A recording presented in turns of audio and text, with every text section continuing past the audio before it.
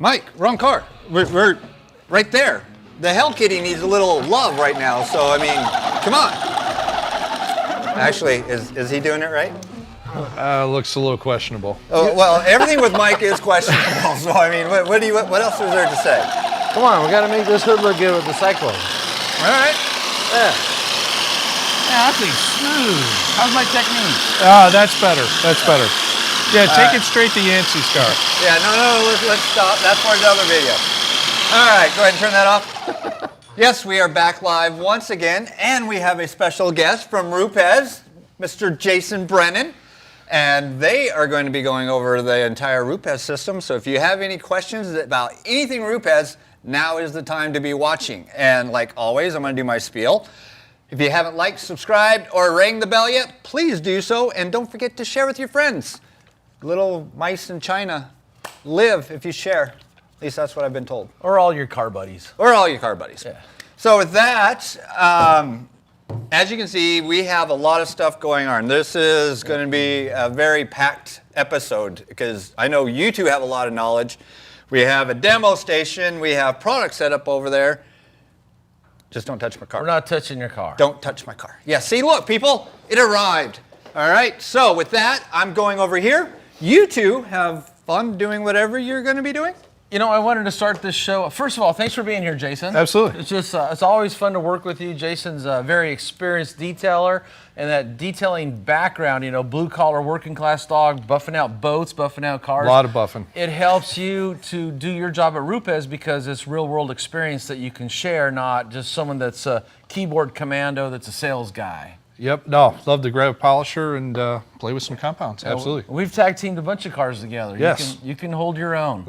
I kind of wanted to start this out. People are always curious about this tool, you know, and it is unique. This is the Mark V, right, with the variable speed? Cyclo, yeah. Yeah. Yep. And they updated the trigger. So a lot of people don't know, this is the most updated version, but it's got the variable speed dial. It's got the rocker switch instead of the toggle switch, you know, because it can be confusing if it's on or off, and you could plug it in and it could take off on you if you don't know where to put it.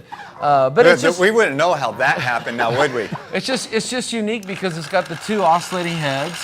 And I just thought people watching would like to see the tool, so I brought it out. And it is relevant. I mean, it is an old piece of equipment, but it is still relevant today. A lot of people use those for metal polishing, Airstreams. Yep. I know a lot of guys like to polish not polish carpets, but put the scrubbing attachments on there. So it still has its place today.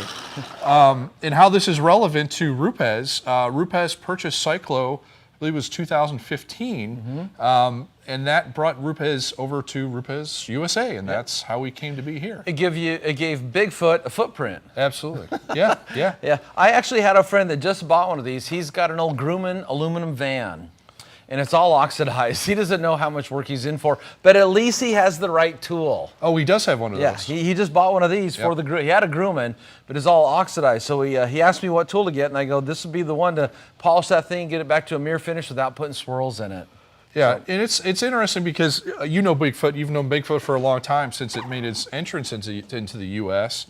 But, and I did not know this, the Rupes tools that you get here in the U.S. are built in the U.S. It does not come over with a shipload of Ferraris and Lamborghinis.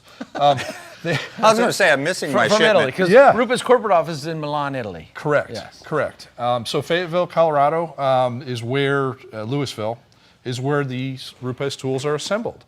So when you buy one here in the U.S., it's actually assembled in a facility here. It is not a Chinese-made tool. There's no Chinese-made parts. It's all Italy, very well-made parts, assembled and quality control checked here in the U.S. An added benefit to that too is that if you need a repair, you're not sending it off to the middle of nowhere. It is going to go to the same facility that builds your tool and reconditions your tool. And those are some bragging rights. Absolutely. Yeah. Yeah, how many other companies can say that? Yeah, how many? Yeah, really. Anyway, well, I just kind of wanted to start this out there. I know we got a lot of other cool things to talk about, so I'm going to go walk this and put this way over there, and I'll meet you over here, and let's go through the new D-A kits, the trial kits. New stuff. Everybody loves new stuff. Why don't you sing us a song while you're over there, Jason? I'm not a great singer. You're not? I can lip sync, but I'm not a great singer. I thought you were in a boy band at one time. Hey, do not pick on my talent here today. Okay, so we have the new DA trial kits right here. I have most of the Rupes tools here, the major tools. I see you've got the new kitted long neck, one of my favorite tools over here. Where would you like to start? Well, There's so much. Yeah, and there is a lot of stuff. And Mike, you know as well, because of the pandemic, us guys at Detail, we like to get out to the places. SEMA, Mobile Tech, those type of events. None of us have been able to do that. And a lot of us manufacturers have had stuff to introduce, but we haven't been able to do hands-on demonstration. Yeah. So it's all video, which is what we're doing here. But I thought it'd be a great opportunity just to stop by, say hello, and show you what we have and go through these, piece by piece. Additionally, for those of you who are watching, we've worked it out with Yancy. We are going to give away some of these DA trial kits. Woohoo! Giveaways! So we have 6 of these kits in all flavors and sizes. Yancy can help with the size depending on what polisher you have, so we'll figure out the logistics. Yeah, so the key thing with these trial kits is you're going to get to test out the new DA system product and a couple pads, microfiber towels, the cleaning brush, but you want to you want to get the right kit for the backing plate for the tool you have, otherwise. Oh, like what you were trying to do with the hybrid just a little bit earlier? Yeah, exactly. Big pad, little tool. So what we'll get into, the new DA polishing kit, and there's been a lot of buzz on social media on this, but what is it? It's a box, and there's some fancy looking things in here. But that's one way to say it. Yeah, the most base way to describe it. Yeah. Yancy liked the foil packs, so that's why I had mentioned that. But as you take a look into the kit, this is a DA coarse, so this is on the more aggressive end of the scale. 2 pads, your foam pad as well as your coarse wool. Okay. Your coarse DA polish, which matches up with either one of these 2 pads. There will also be a microfiber as well. These are also coordinated to the kit that you use. Genius. Meaning, when you're wiping off heavy compounds, Yeah. usually like a little shorter nap to pull those residues off. A lot of your finishing stuff, you might use a softer, more plush towel, a little bit easier to work exactly. with. So a lot of thought has gone into this, as well as the claw tool. It's up there. Yeah. Which a lot of people who've seen these like. Dual purpose as a brush for cleaning residues and also for putting compound on the pad. And we'll get into that as we do a demonstration. I'm sorry, I got to bring this comment up real quick. Sure. Neil Walker, those kits are screaming, buy me. Awesome packaging. See? Thank you. I might know somewhere you can buy it at. Yes, Autogeek does have these in stock, so these are fully available. One of the things I've always liked about Rupes, because here at Autogeek, we carry a lot of different brands. And for the average person, there's a bigger market for people getting into polishing than people are already established in it, okay? So the market's huge and growing. So if you're new to machine polishing, a lot of times if you start looking at a product and you look at the name of the product, you have no idea what it does. Let's take a look at just this first bottle you got here. Just hold it up. What do we got here? Yep. Okay, if I don't know anything about polishing and I read this label, DA course. Well, at some point you're going to learn that DA means dual action. So now I know what tool it's for, and because it has the word coarse, I know what the product is, therefore I know what it does. So this would be for removing major defects out of abused and neglected paint.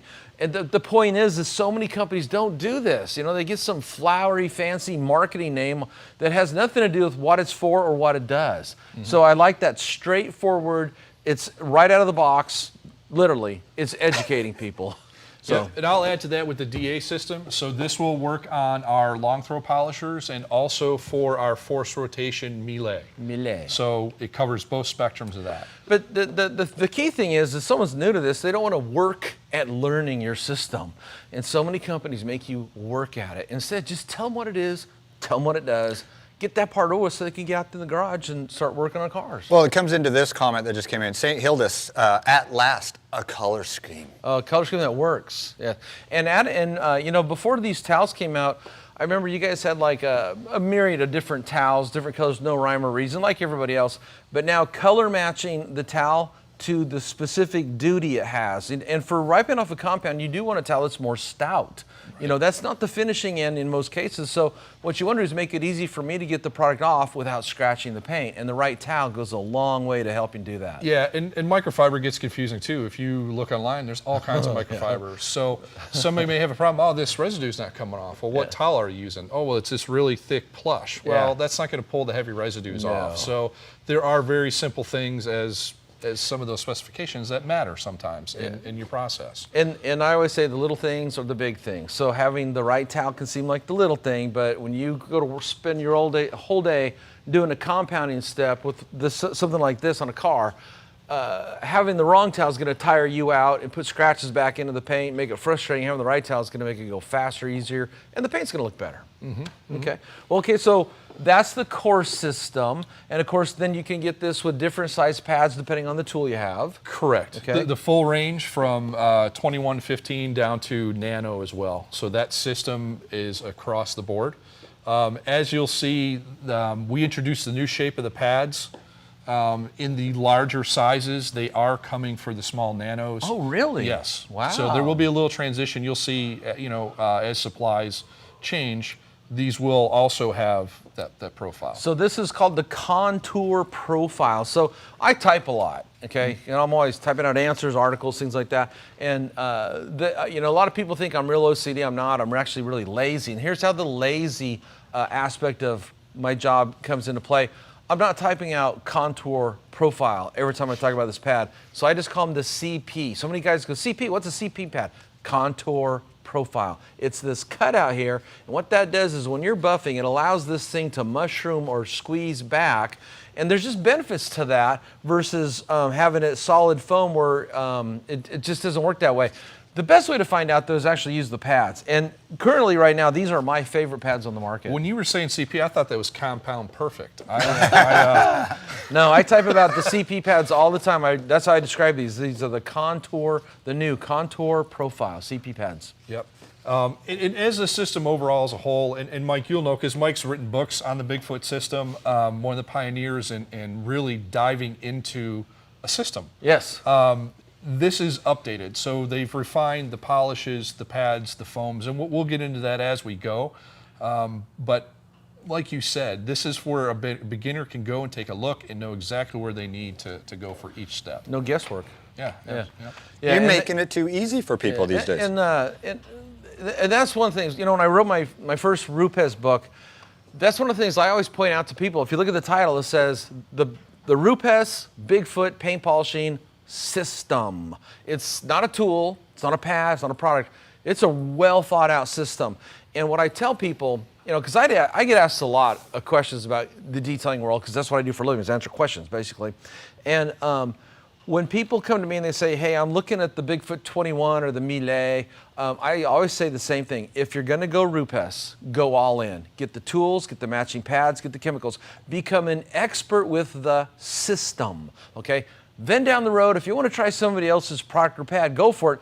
And if you find out it doesn't work, and it may not, because everything here is engineered to work, seamlessly as a team, you always have the system to come back to. Because detailers like to experiment. Sure. We're never going to stop that. We don't want to try. We don't do that. We're going to try. But to me, look, if you're going to get the tool, get the system. Become an expert with the system before you start experimenting and testing other things, because that way you have a system that's proven to work.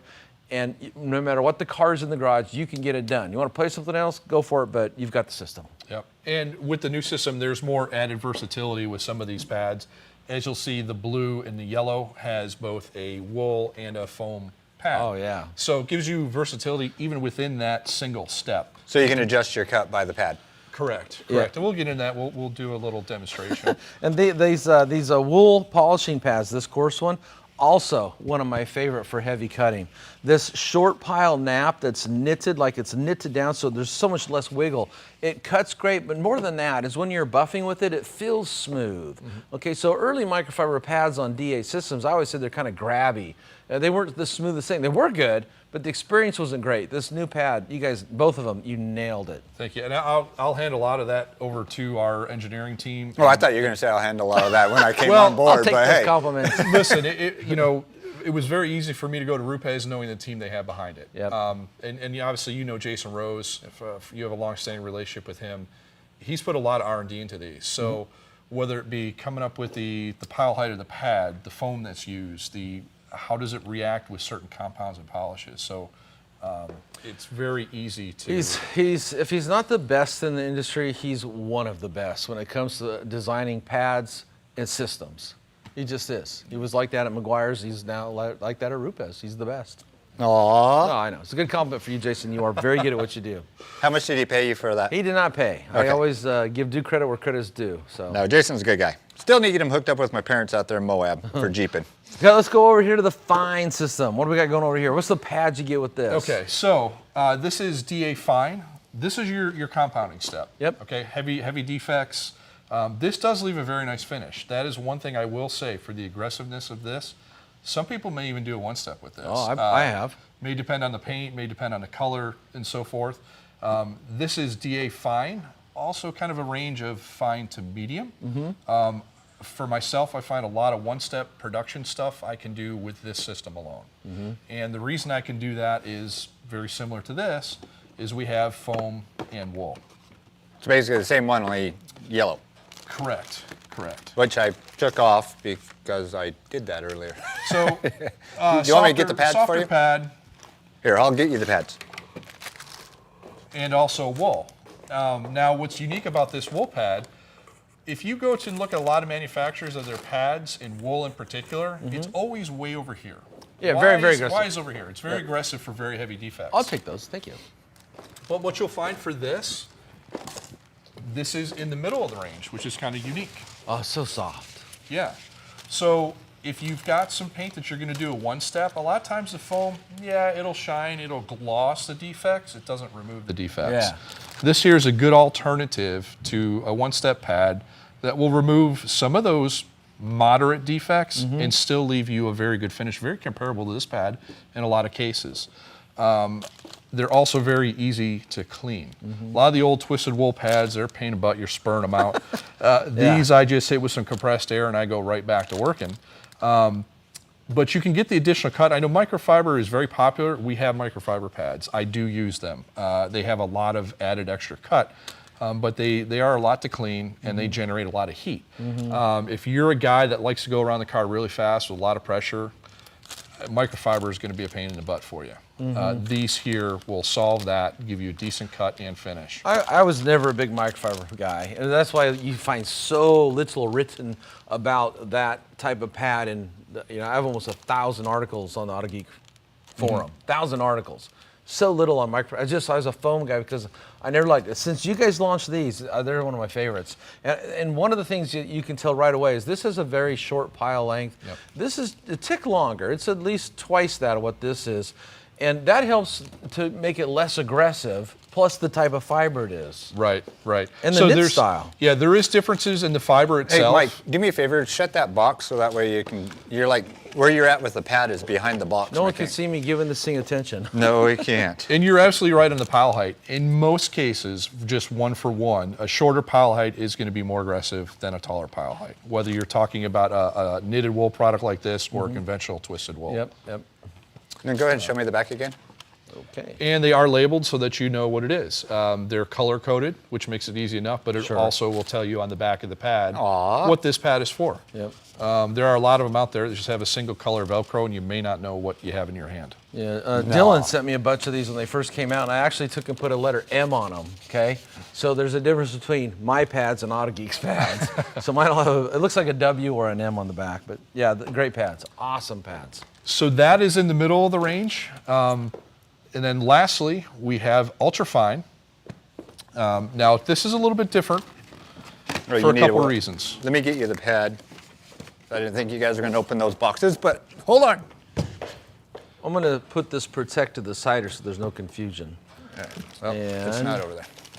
Do you want any of this thing? Well, No, that's okay. But what you'll notice, number one, is it's a white bottle, okay? So it's different. It's not black. It's not color-coded to this system per se. Easily recognizable. Yep, easily stands out as a different product. Now, Uno Pure. Uno, a couple different languages, stands for one. This product can be used on DAs, force rotation machines, as well as rotary. So that's why it's Uno One. One product works on both. I'm not a chemist on that level in the engineering of the aggregates and abrasives that are in there, but these are so fine that they tend to work well on both machines. And aggregate is, just in case people don't know? Aggregate is the abrasive, the rough particle per se that does the polishing on the surface, that abrades the surface. Okay. Gotcha. Yep. Basically, Some people call them powders. right. If you were to take the stuff off the sandpaper, the aggregate, the abrasive, yep. All right, and those that Bill Gillespie, he's asking, can we hear the cost? The Ultra that they're talking about right now is $79.99. The Fine, the yellow one, would be $94.99, and the Coarse blue one would be $102.99. Those are the prices that we have right now on Autogeek. Okay. Yeah, and there's difference. And this is only going to be the foam pad because this is for ultra finishing. So this is for fine work. You would not have a wool pad for that application. Fibers on softer paints can tend to put their own cut in. We call it micromarring or swirls or holograms. So if you're doing finishing work, there would be no reason for a fiber pad. Correct. Yeah. Correct. And just in most cases. I mean, there could be some situations where you'd want to use a fine polish with a fiber pad, maybe gel coat or something, you know, but on paints, usually not. One thing I want to touch on this is some, you know, as things improve, some of the enhancements in this system, the foams of the pads, the wool, but in the compounds and polishes, there's been a lot of effort put into making this what we call a short cycle system. What does a short cycle mean? That's less passes to get results. When you're dealing with a long throw that's very, very efficient, gets a lot of work done in a short amount of time. Same thing with these compounds and polishes. This is something particular I've touched on a base with Jason. What was some of the goals here? And the goal was to produce results quicker and faster and more efficient. Get in, get out. Yeah, exactly. So these do perform very quick. I can do a 2 or 3 passes versus 5 or 6 in most cases to net results. However, knowing that a lot of people do like to work their polishes longer or have a longer cycle time, it's always been a thing about compounds drying out too quick, dusting, or getting sticky. So we did also engineer the additional working time on these compounds and polishes, but the results you'll find will come much quicker with a short cycle application. So dual purpose in upgrading and bringing these compounds up to its current. Okay, we did have a question coming in, and I think this might be a good time to talk about it. Michael, my buddy up in Canada, can the yellow and blue wool pads be used on a rotary machine? No, they are specific to the machines. Okay. So we do have lines dedicated specifically to rotary. Okay. And that's going to be both the compounds and the pads. The coloring system follows the same like logarithm, but they are different and dedicated pads for those machines. And that just gave me an idea. We should have you back for a rotary class with Rupes. Can do that. Okay, let's do it. Well, today we'll stick with DAs. Okay, so we've went over these. Is there anything else you want to touch on? The CP design, the contour profile, the different knits? Can you foam shut that only one for box? this? Do what? Close that one box. Yeah. One other thing that we did not touch on as far as Uno. So this is Uno Pure. And what does that mean? Pure. There's nothing else added to this product. It is an ultrafine finishing material. There's no added filler. There's no fillers in any of our products. When you wipe them down, the finish that you get is exactly what you have. There's no glycerin or any of these other fancy things to add fake gloss. But the Pure is 100% nothing added. So there's no sealant, nothing to protect the paint. Correct. It's just polished. A very fine Dedicated polish. Now, Fine cut polish. Now, as you'll see, we have another white bottle up here. Dun, dun, Okay. dun. Dun, dun, dun. Very similar unless you pick it up and look at it. I know I don't look at stuff very close these days. I need better glasses. But this is Uno Protect. Okay, so this is a Uno 1. Again, this can be used on Rotary and DA, and it is a one-step product that has added protectant added into it. So when you go to purchase these, take a look because there Make sure you know what you're getting. Make sure, yeah, correct.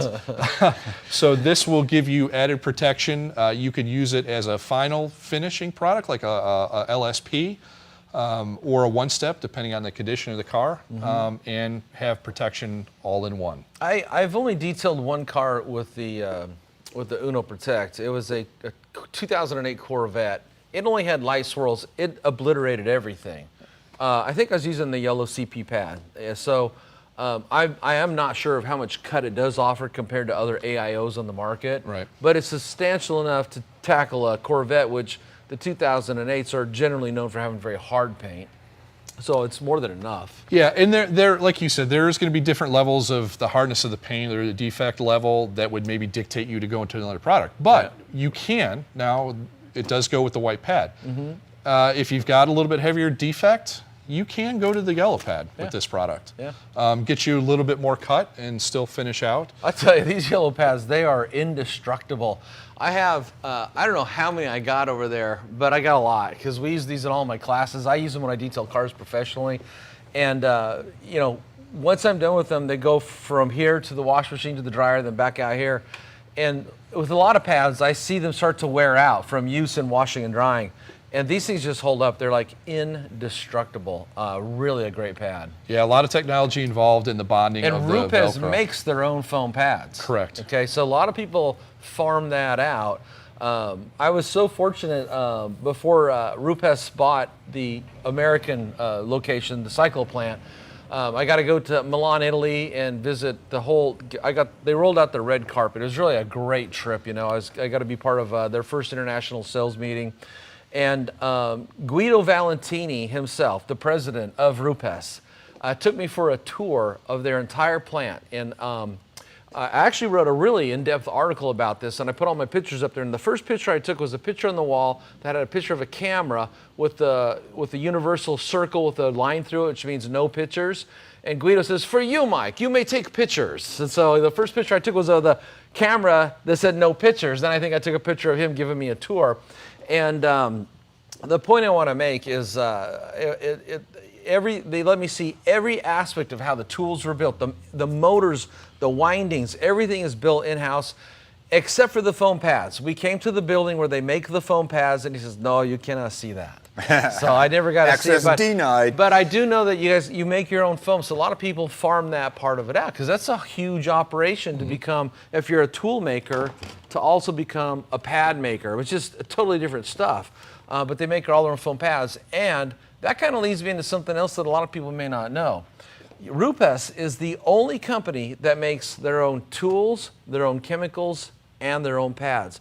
In fact, when it comes to detailing cars, the only thing they don't make is the paint on the car. Yeah, not yet. Not yet. So you guys are going to come out with a Rupes line of automotive paints? Yeah, we're going to load it up into the pad and put it back on the car. But if you do that, you'd be an overnight millionaire. Let's just put it that way. But that's some bragging rights, you know, that nobody else has. It is, and you know, you had seen what they had done over there, but it is a big deal. I mean, we wind our own motor, so we have quality control over every component that we build. It's not a motor out of another tool or this or that, you know, forced into a polishing application. This is 100% designed from, you know, the motor to the shell to the balancing. That's all done by Rupes. Yep.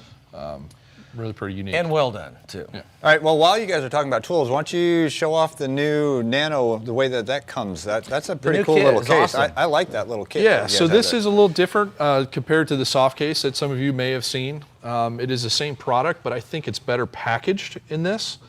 First, we'll tilt it up so you can get an idea. So everything has got its own little place into the tool. That is the extension, the little nano extension. Awesome. Then that top part comes out to show you even more. Yeah. Wait, there's more. Yeah, right? I'll hold that. Okay. Tilt it up again. So we get into the bottom, and here's your additional stuff. So the little brushes for cleaning carpets and trim and what have you, the charging accessories, the AC adapter. Some of you may or may not know you can run this plugged into the wall. If the battery goes dead and you need additional time, you can plug it right into the wall. The pads, dedicated spots for your compounds and polish. Now that's a well thought out little box. This is the first day that I've actually seen that, and I was like, wow, that is actually really cool. All the eccentric units. Yeah, as well as all your backing. Oh, here, let me get up close on that. Taking you guys for a little ride. components to swap out for different orbits and rotary function of the Nano. That's a nice little kit. Well done, Rupes. Yeah, so this is, you know, one of the things I try to do when I detail cars is I always try to show everything I use. And in almost every picture, you will see the Nano long neck. It's absolutely one of my favorite tools. It is so versatile. I mean, in the old days, you could do this, you know, rub out by hand. Here, Mike, you can have him put that back. Oh, here you go. But with the Nano, put a 1-inch pad on there in the rotary mode. I mean, you can get into so many places and just take care of everything. Yeah. So your little brushes. The brushes are awesome too. Some people might be looking at that in the camera wondering what this is. Those are sanding discs. Okay. Basically, anything that you could possibly use it for comes in that little kit. Nice presentation, but nice way to keep everything organized. What is this retail for? And it's going to sticker shock some of you, but I think it was six. Once Once you get it, you're going to love it. Six, hold on, that was, I just looked it up before. Give me a second, I'm looking.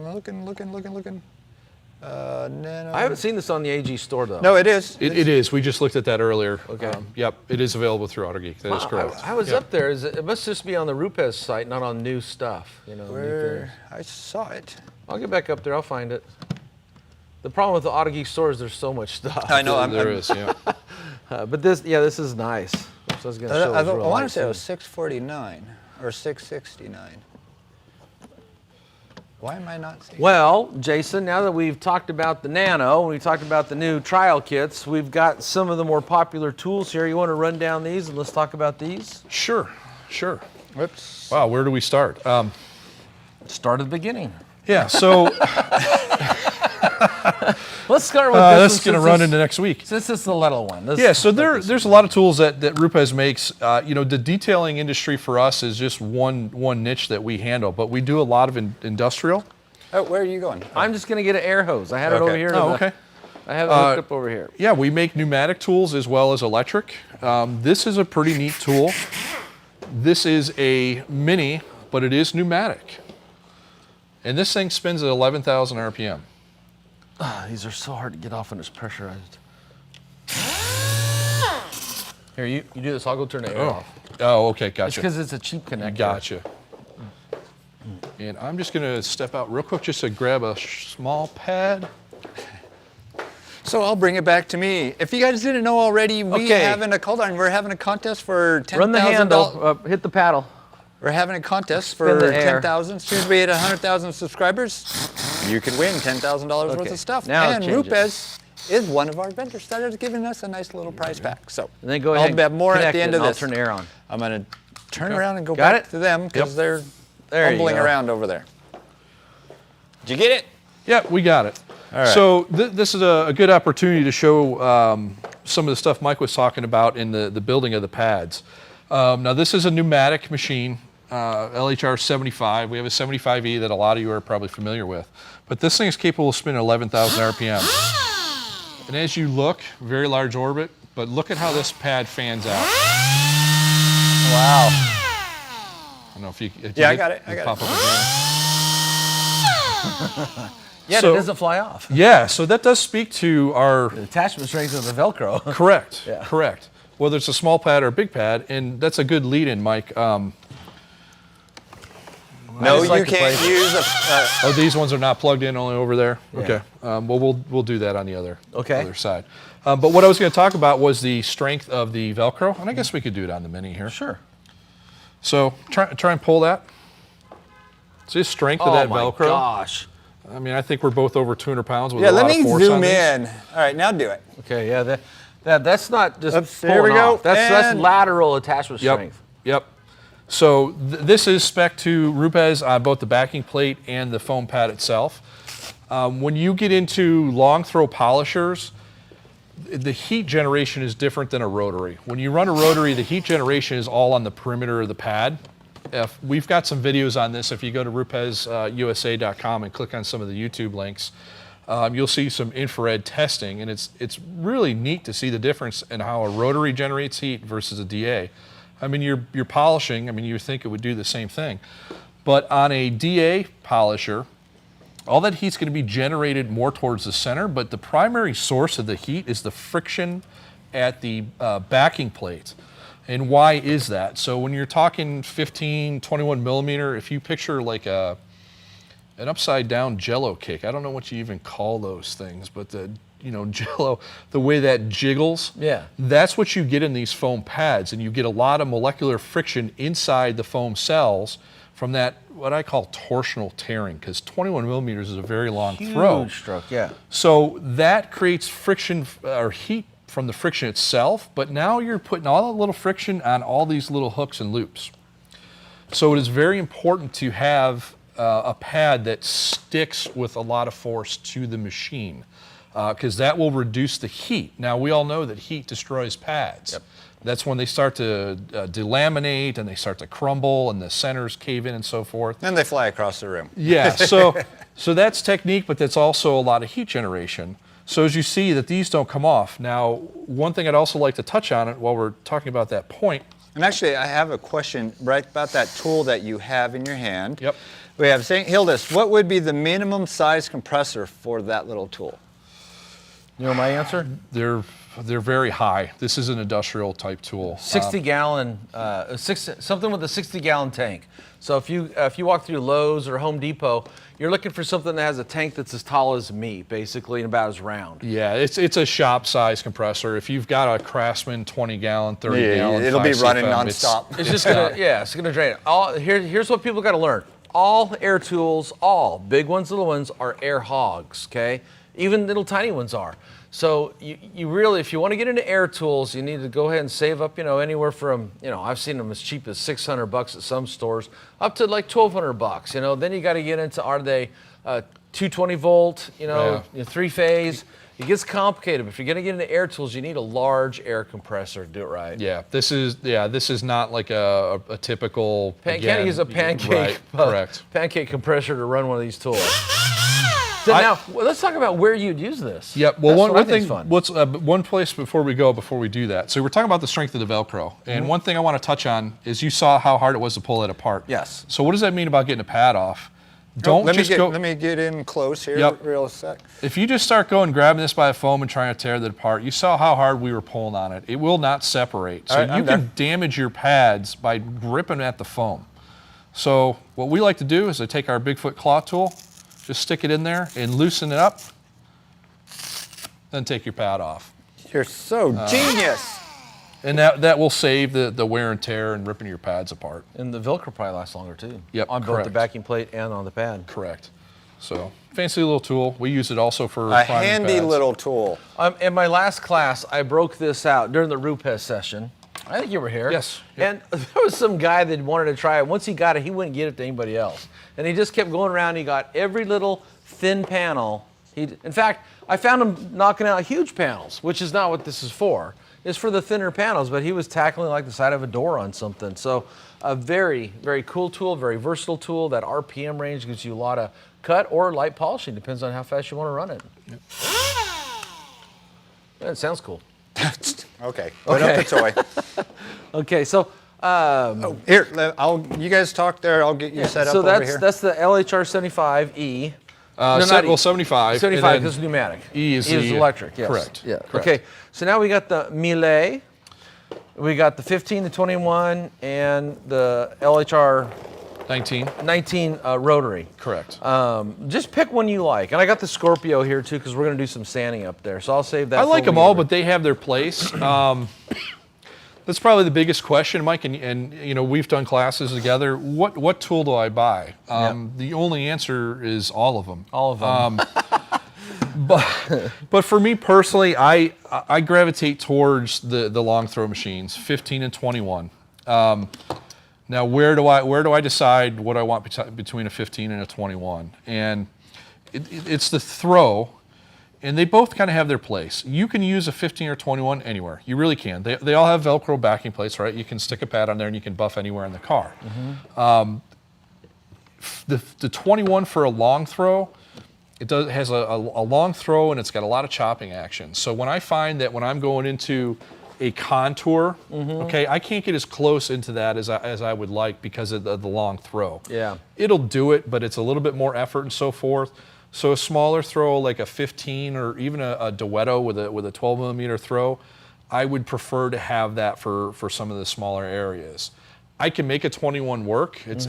I'll make it work on anything that I'm polishing, but if I was able to fill my arsenal with a couple tools, I'd use the 15 for some of the smaller stuff. That's my recommendation. If a person's going to, first of all, the Rupes is actually, it's designed that the intended purpose is to buy all the tools. I know that sounds crazy, but for professional detailers, it's just like a master mechanic. You don't just have a crescent wrench. You know, you don't try to take head bolts off of the 12-point socket. That ain't going to work very good. Professional mechanics, they get into their career buying a complete set of tools, so whatever they're going to work on, they've got the right tool for the job. Well, that's kind of the Rupes system. Look, you've got a 1-inch pad over here for getting into a small, a thin panel or an intricate area, and you've got a 180 millimeter or 7-inch pad here for big flat panels. And the idea being is get the entire system, all the pads and chemicals, and that way, no matter what part of the car you're working on, you've got the right pad size and the right tool to power that pad.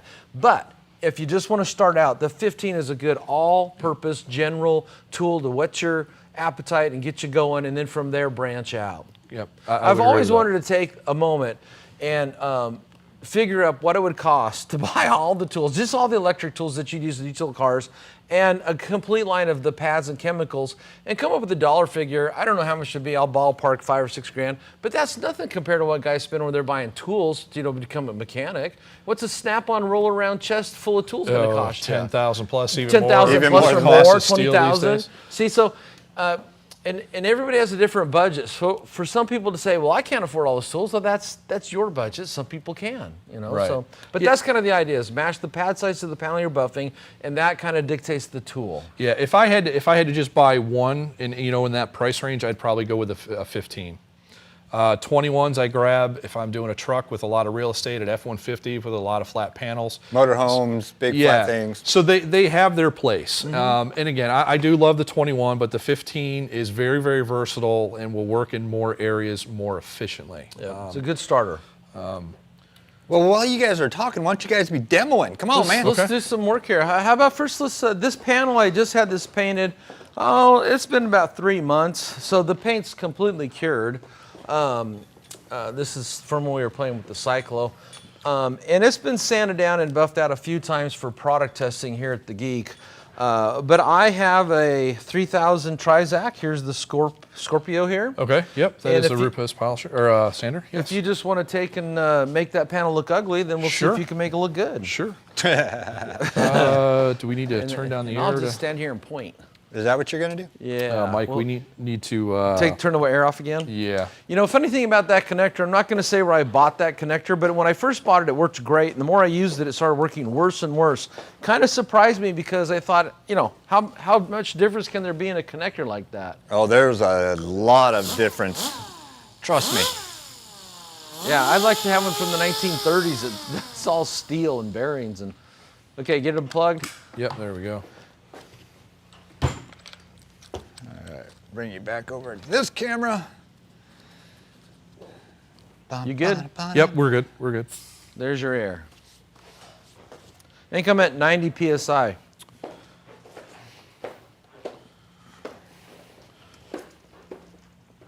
All right. So this is just 3000 Trizac.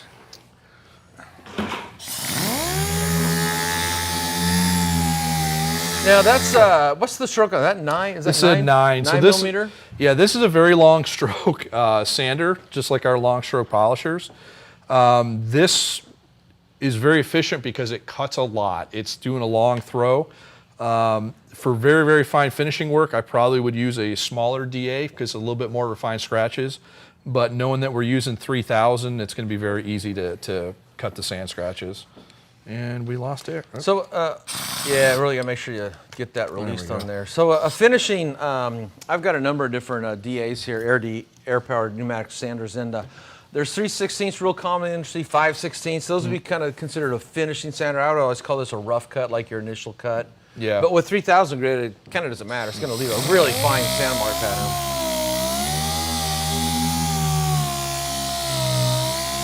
I just washed my shirt. And you can see that this is taking material off very quickly. Yeah. Sometimes it takes a little bit of time to create that foam and cut the clear, but this 9mm is doing that very quickly.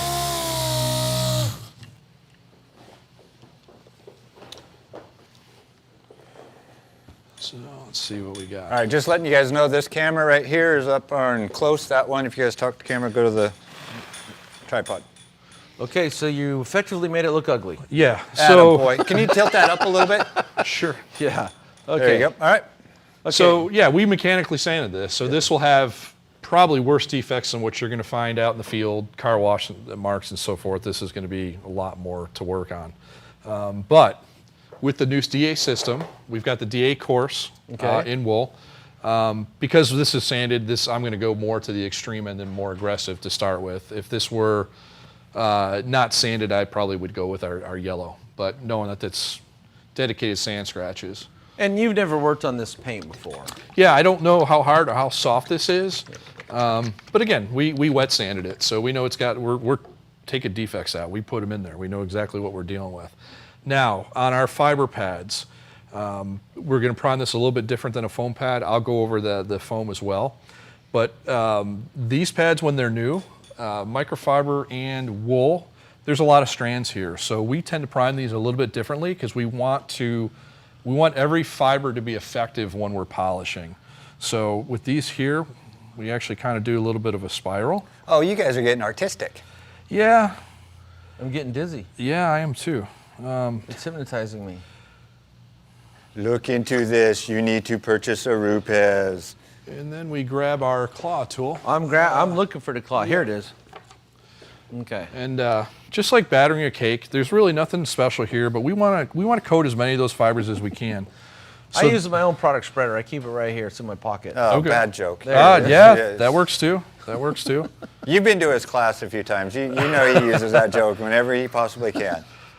So we just want to be efficient. We want every little fiber in there to be doing its job. If we didn't do that, we would have dry spots. We could introduce marring. It's not going to cut. Now with microfiber pads and stuff, say somebody else has microfiber, that would be a good technique. Yes. Yeah. Okay. Yep. Now, do you do this priming step every time you use this, or what is it kind of an initial priming that you're doing, and then just add some more product as you're cutting? Good point. This is when we are starting out with a fresh pad or a cleaned pad, the pad that's been cleaned. Or if we're working throughout the day and maybe we go to lunch and come back, this is dry, then I would do a little bit more extensive priming. So what we'd like to do here is we're gonna prime the pad, we're gonna get it up to operating temp, and we're gonna run this for about 20 seconds on speed 2. And again, this is just to prime the pad.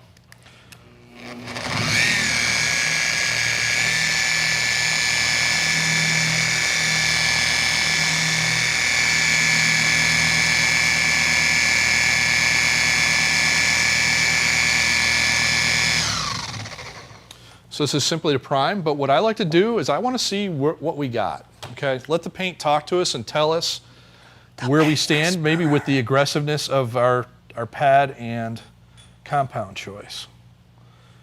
And what you're talking about is just from letting it kind of warm up there and migrate the compound out into the fibers, you want to see how much cut you got out of that. Yep. And it's talking to you. Right. Okay, can you tilt that up? I can. Let's give that a Sure. healthy wipe, and because I think most people will be fairly impressed at just holding that thing still, how much cut he got out of that. Yep. Whoops. On a panel that we actually sanded. Oops, hold on, let me go to that camera. Look at that. And that's simply from priming. So we didn't make passes, we didn't put any effort into that. That's just running the polisher on the surface. And so what that tells you is the paint it might not be hard, but it certainly, or it might not be soft, but it certainly isn't hard. Right. I usually find this, and I've been working with the same painter here in town for 10 years. I always find these to be kind of just middle of the road. Not too hard, not too soft. They make great demo hoods. Yeah, and this here in the center of this, I mean, the defects are almost gone, in the dead center. And we haven't worked this yet. Nope. So then what we like to do is we're going to add a little bit more product because we've primed the pad, but now we need some material to work with.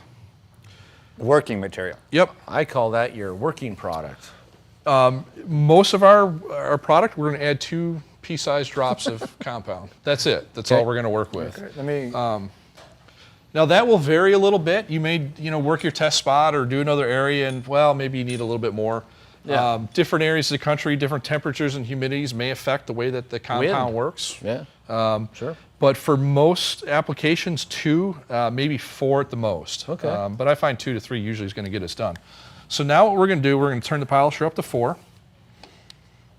We like to work around 3 to 4, and that's personal preference as well. But there's no reason to run this wide open 5 or 6. And we're going to work this compound out, and then we're going to make our section passes.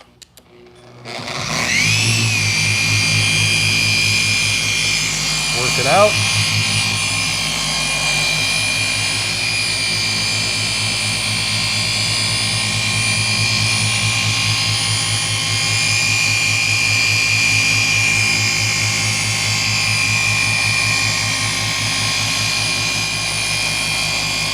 So to me, a sign to somebody that knows what they're doing, they make whatever they're doing look easy. And you're making this look so easy. Like anybody could be a detailer. The tool's doing that. Yeah. Well, you're part of it though. But I think with the Rupes system, you don't, I mean, people say, what does it take to get into detailing? Well, with Rupes, like a pulse, you have to breathe. It don't take much. The tool does all the work. The pads, everything works together as a synergistic system. Yeah, absolutely. Now, seeing as we sand this, I'm just going to go to 3, just 3 passes, just to see what we got. Normally, we get away with 2, but seeing as we sanded it, we're just going to go an extra pass. When I do things live on video, I like to do a little extra, because if you don't pull it all the way out, there's always that expert in the crowd that'll point it out. Well, you didn't get them all the way out. Well, Sure. Where's your live video? I'm pretty confident in what we got here.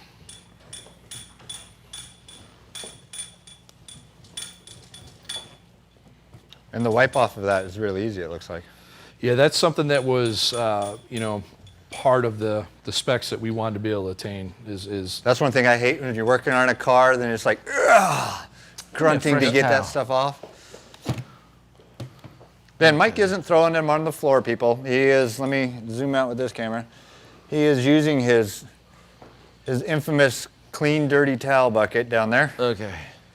What do you think, Yancy? Oops, let me come back in.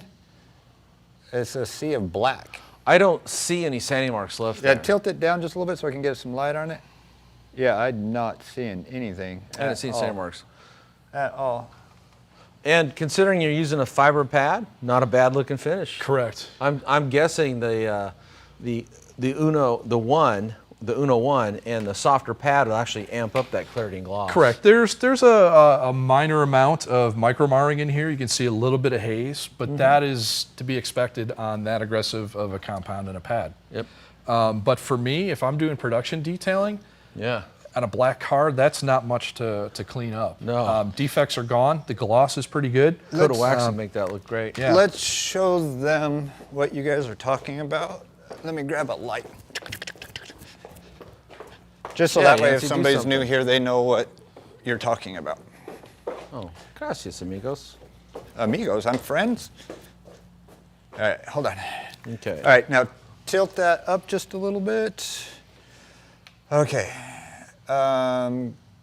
right there. That, see the little lines You're going? going to see a little bit of haze on the perimeter. Yeah, all right, move your light that way. There you go, right there. That's what he's talking about, how it's a little bit of a haze, Micromarring. micromarring. Okay, So, next step. And then part of that's just because it's a fiber. You know, it's fiber's cut, you know? Yeah. So, okay, so then if we wanted to refine that and make it perfect, Yep. So I would go to our DA fine. do we want to show a different tool just for fun? Oh, you We got do. 15. Yeah, Okay. 15. We already there, man. Where you been? Yeah, Yancy got I was us. putting the light over there, so I didn't look this direction. So I mean, would you say that was fairly simple and easy? Oh my gosh, I'd use the white pad to pull it out. But let's play with the Yeah, yellow. and you can, Yeah. but there's not a lot of effort. Some things that I would want to focus on is the keep your arm speed steady. You don't want to be whipping around the polisher haphazardly. We call that wild man technique. Yeah, commonly found with a rotary. Guilty myself if I'm working on boats. You hear it go fast, you go fast. Yeah, and then the other thing, so overlap 50% when you do your passes, and then keep the pad flat. It's all about efficiency. Again, when you're with a rotary, you're just kind of all over the place. This allows you to really focus and be efficient in every single step that you do. So here's what I want you to do, because this I think will help Yancy. Let's just buff out a section right here, a couple Okay. maybe overlapping passes. Then we should be able to take the light and go back and forth and Yeah, capture no, that's a micromarring great idea. and Great perfect idea. paint. So we're gonna go to we shake that the for you? DA fine. Sure, absolutely. And Attaboy, I'll show you how we I'll prime shake. these a little bit differently. Not much of a difference, but we use a little bit less product when we're doing a foam. And what we like to do is just simply do a little bit of a cross pattern. And notice I'm not taking it out to the edge. Okay. Oops, let me get up closer on that. There we go. So I'm not the greatest artist. I probably could add a little bit straighter beads on there. Look like pollywogs. Yeah, but I don't take it out to the edge, and we don't recommend that you do. You can, but you're going to splatter it all over the place. So that's the main reason why we don't do that. We just try to keep the splatter from going all over the place. Thank you. I just washed this shirt. Yeah, good. And what we're going to do here, cord's a little short. Same process. We're gonna hold it in one spot for about 20 seconds. That's going to allow the pad to come up to temp. And also spread the polish out throughout the face of the pad. Polish starts to migrate around. Yep, absolutely. And what we're going to do, we're going to go back down to 2. We want to do this at a low speed. There's no reason to crank it up for priming.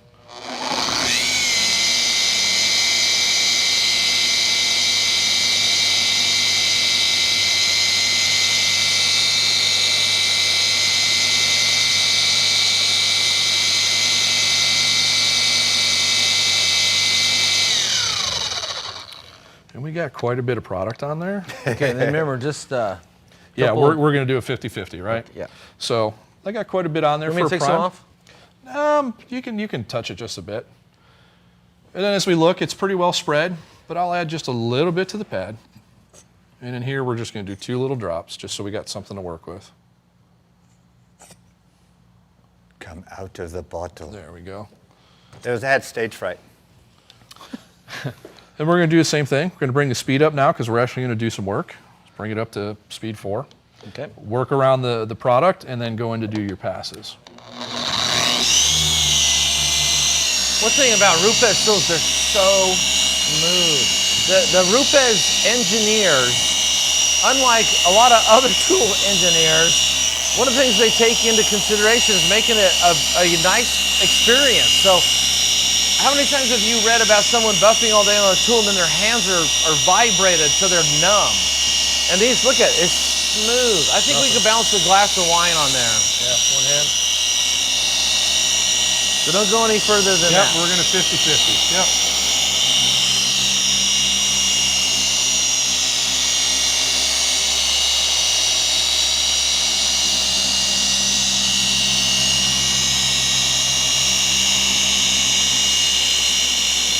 So precise in your pattern there. I'm with Mike Phillips. I have to. No pressure.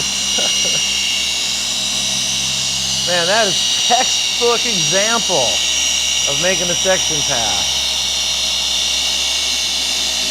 I'm gonna let you buff up my car when we're done here. What color is it? It's white. Okay. No cheating. I'll do that. No cheating.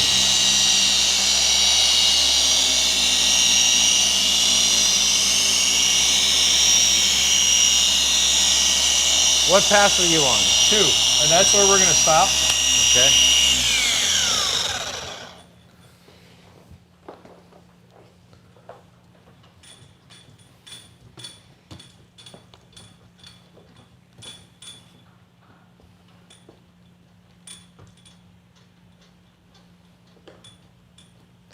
Ooh, that looks pretty. Yeah.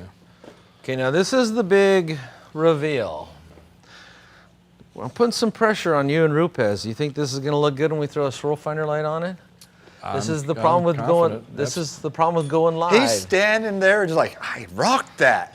He's standing there going, "Oh my God, I hope this looks good." Nah, he's like, I rocked that. I don't have that concern. I can tell without. Let's you and me look Go- first. go right first of ahead. the audience. Oh, Go is that right it? ahead. All right, here. Oh Let me- man.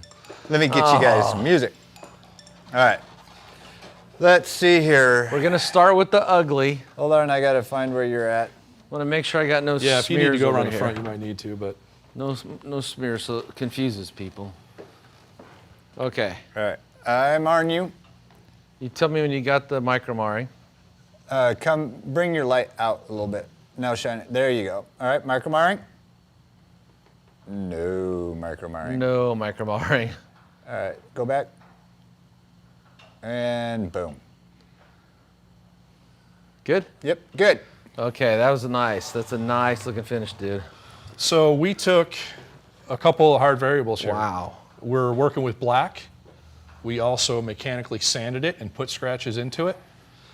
And we've got finished results with 2 steps.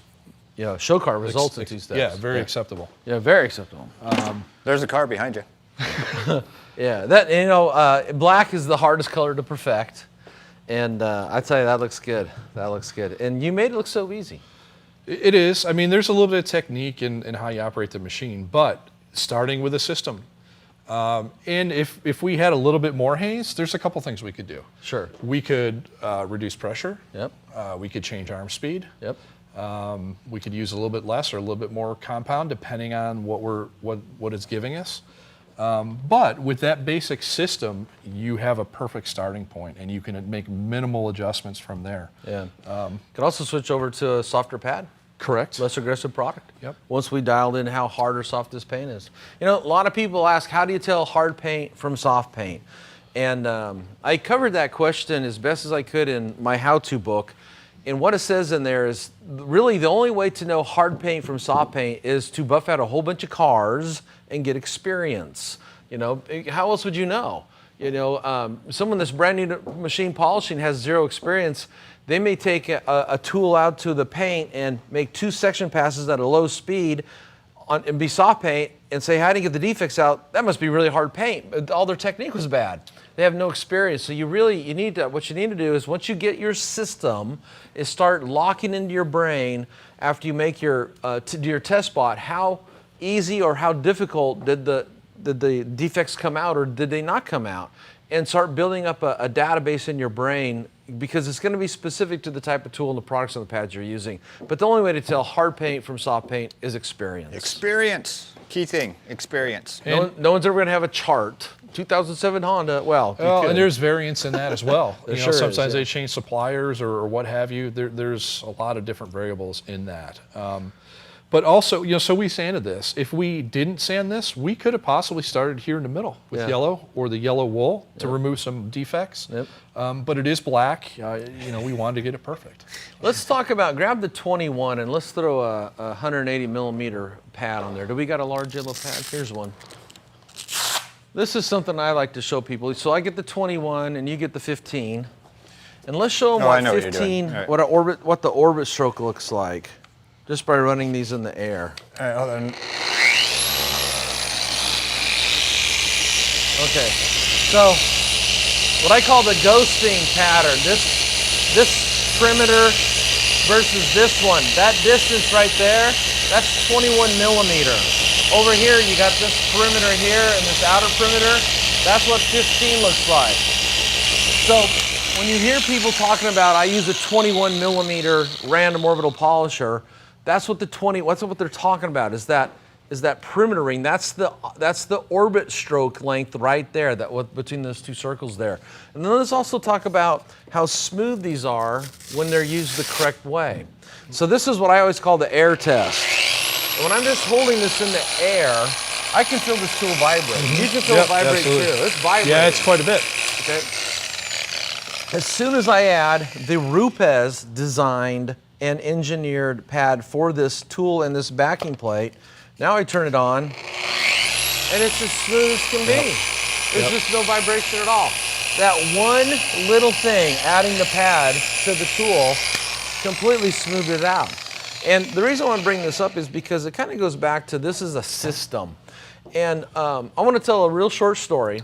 Too late. Real short. I was asked to go to this huge RV manufacturing company, and they build some of the most high-end RVs in the world, and everything's base coat, clear coat. And they asked me to come up and take a look at their wet sanding, cutting, and buffing process. And mostly, I think they just wanted to be vindicated that they were doing everything right. So I went up watching, and I thought everything they did was spot on. In fact, there was nothing I could really do except for a couple small tweaks to their system to make it better. But while I was there, they had told me that they had heard about this new Rupes polisher, and they bought one, but they were really disappointed because it didn't work. And they told me what they bought. It was a Rupes 21. Now this would be back when I think only the Legacy or the Mark II was around. So this is a few years ago. So the first thing I did when I packed was I packed a bunch of 7-inch or 180 millimeter Rupes foam pads. Okay. So then I went up there after we had the wet sanding class and everything was done. I says, okay, let's take a look at your Rupes tool. So one of their detailers got it out. And he says, man, I tried this thing 9 ways to Sunday. The thing, we read so many good things about it, just doesn't work. So let me just preface this by saying, this is a 3M shop. So what pad do you think they threw on that polisher? Yep, 3M pad. The 3M 8-inch convoluted waffle foam pad. They put that, I said, show me how you use it. They put this light blue, that's their finishing pad on the 21, took it over to an RV, and they're running this thing, and it's just not working good at all. And so I opened up this bag, I pulled out the white, ultra soft finishing pad, I slapped it on there, says, now try it. And it goes, oh my gosh, look how good this thing works. And that's the thing I was telling you about, it's the system. So if you're gonna go Rupes, get the entire system, become an expert with the system. Then if you wanna start trying a different pad or a different product, go for it. But if you find out it doesn't work, you've got the system you can fall back on. Yeah, and so to further that with what you had there, there's a couple different things. The weight of the pad gives you vibration. Who wants to hold a vibrating tool all day? Not if me. you're working 8, 10, 12 hours a day. I used to buff boats 60-foot hulls for 10 hours a day. Ouch. And I think... I don't envy you. Yeah, I mean, I'm sure, some of the stuff I have at night with my hands probably points back to those days. Yeah. But the foam, so good point. These foams are used for a specific reason. You'll notice they're fairly firm. Oh, real? Yeah. It's even durable. Even in a softer, medium to fine pad, there's some density to that.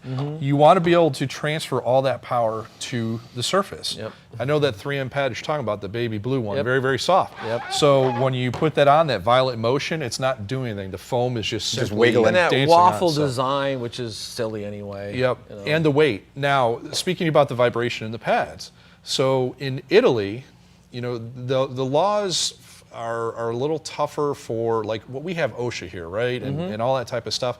But in Italy, there are vibration specs for the tools. Because they care about their work. They care do. about people. They honestly do. So if they test the tools, and I don't know what type of equipment they use, there's little things to hang off of them or whatever, and measure those vibrations or harmonics. But if it doesn't pass, they can't sell those tools.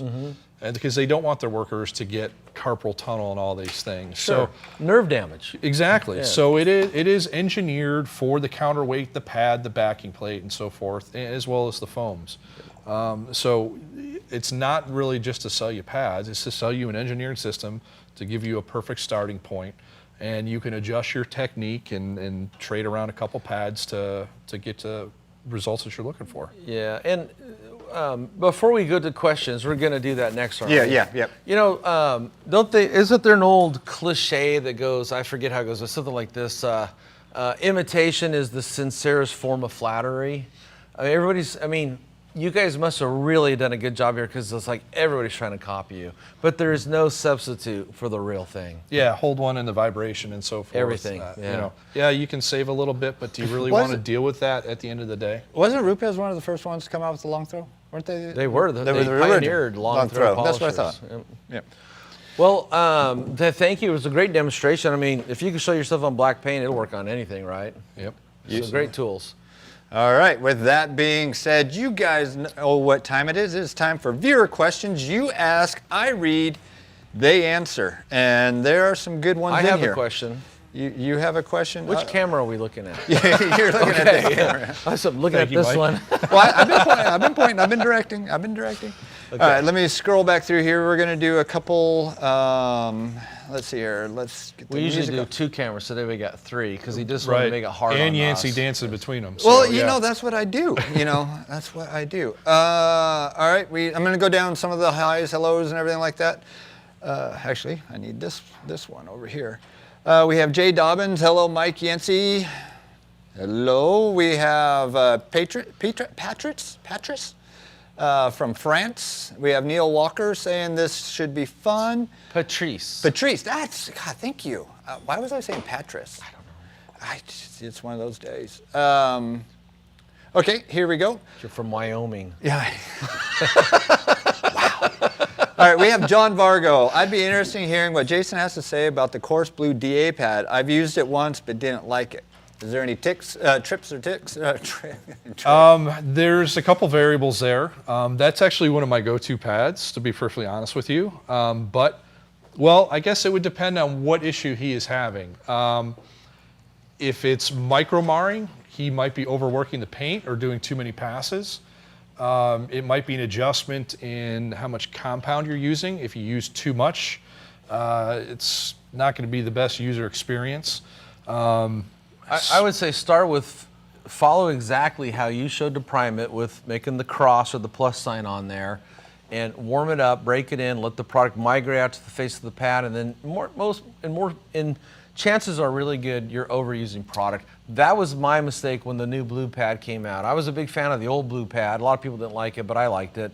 And when this one came out with the tighter, smaller pore structure, I just wasn't happy with it either, but I also tend to use more product than I should. So once I cut my product down, I found it worked a lot better. Well, one thing I will say that I found, and we do talk about this, and I didn't really touch on it, but if you don't prime that pad in that type of method, a lot of videos you watch, they put 3 or 4 drops on every pad, a completely dry pad, and then they put that on the surface.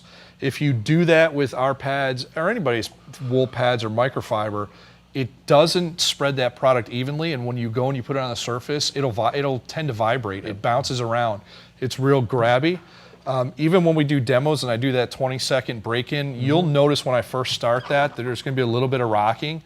But as you go through and that pad starts to season, is a word that I like to use, season the pad, once it gets broken in, it gets a lot smoother. I'm going to call you the Emerald of detailing that. Bam. Or pow. One, two. But I really haven't had any negative comments on that pad, but a lot of it, like Mike said, usually will come down to the amount of material you're using.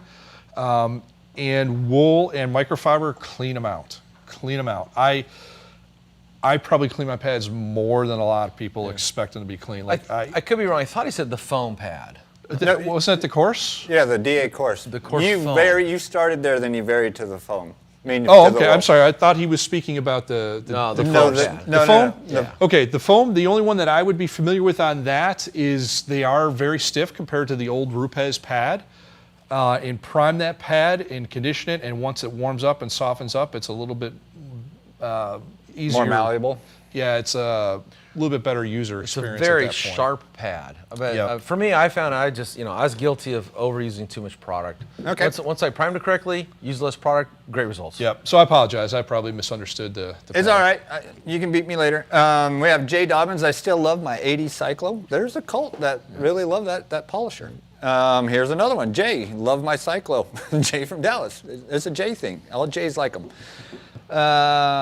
Okay, we got Neil Walker here. I'm looking for a 3-inch polisher, and customer service is going to be my huge part of my buying decision. Good to hear Rupes can be fixed in the States. Correct. Yep. And that's a very simple process. You go simply to rupesusa.com. There's a drop-down box. You fill out the form. And yes, you're working with people in Colorado for repairs. So quick turnaround, and it's done here in the States. I've been to that facility. Nice. Yep. Everything about it's professional. A lot of tool companies use a third-party repair service that goes off in the middle of nowhere, and they fix 100 different things. They fix radios, stereos, tools. Here, you're actually going to get it back. Maybe from that's what Rupes. happened to Radio Shack. Yeah, could be. All right, we have Richard here. Good afternoon, everyone. Funny car. Oh, I didn't read this before I started. Fancy car in the background. Apparently, the owner is wanted by the FBI. Rupes Day. Not yet, but maybe. Not yet. Time is coming. Okay, I guess when you guys were on the on the Cyclo, is that the Cyclo Model 5 that you're talking about? Was that the Model 5? Yeah, that's the Mark II Model 5. All right. Or Model 5 Mark II. I forget how they write that out. Okay, then let's go to Dave here. That's really the one to get to. You really want the variable speed with the rocker switch, the latest iteration. The reason why is just because the ability to control the RPM on the Cyclo it can be understated. The original version just had a toggle switch, and it went from 0 to 3,000. There was no in between. And when you're good, if you're working on a big old motorhome, it's okay. But it's just nice if you're doing car work to be able to spread your product out at a slower speed before you go all the way up to 3,000 RPM. Okay, I'm going to pull this question back up again. I got Spend the money. Dave Bateman. Why are they called trail kits with 1 liter of polish? If they are, I want to say trial, why don't they come with a 250 milliliter? That's a good question. That was decided by Italy, to be perfectly honest with you. Because Italy wanted to give you more. Yeah. Once you use the product, you're going to love it so much, you're going to want that much product. There, Yep. see? Great answer. All right, let's see here. Oh, I already read that one, Neil, when he was saying that those kits are screaming by me. All right, did that. We have Fernando. Buenos tardes, saludos a todos, presidente. He's from Mexico. We have Nick Tusi. When will these be available at Autogeek store? They're available right now. They're available right now. If you go up to autogeek.com and on the left-hand side navigation, click on What's New and go to the bottom, and they're there at the bottom, so that means they're going to fall pretty soon. And but go to the Rupes page. go to the Rupes, and also in the description, I linked them all in there. Oh, yeah. All right, we have Israel. We have him hi from California. Okay, we have Jay coming in. The Miele, similar to the Flex 3401. Similar but different. One's 5 millimeter, one's 8 millimeter, but both are gear-driven, forced rotation, forced oscillation. I see so many people refer to that tool as a forced rotation. That's a rotary. Forced rotation is a rotary. Right. If you want to describe it and you want to be accurate so your friends don't think you're stupid, is forced rotation, forced oscillation. 2 actions. That's the whole idea behind a dual action gear-driven tools. You get 2 actions. Yeah, I think they, when they talk about force, it's because gear touching gear is, I think, where that comes from. But you're correct, absolutely. I There's just like to be Tomato.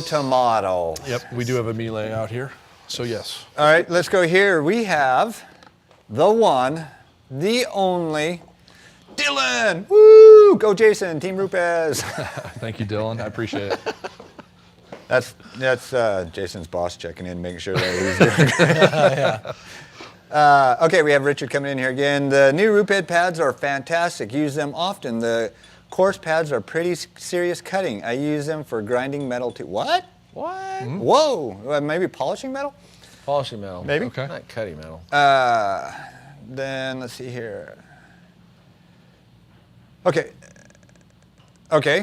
we have a plus and we have a negative on this, so maybe you can bring this back to headquarters. Okay. We have Brad here. I've been polishing for 2 years, but the Rupes yellow foam and polish works great. Not a huge fan of the camp dispenser on the 250 milliliter bottle though.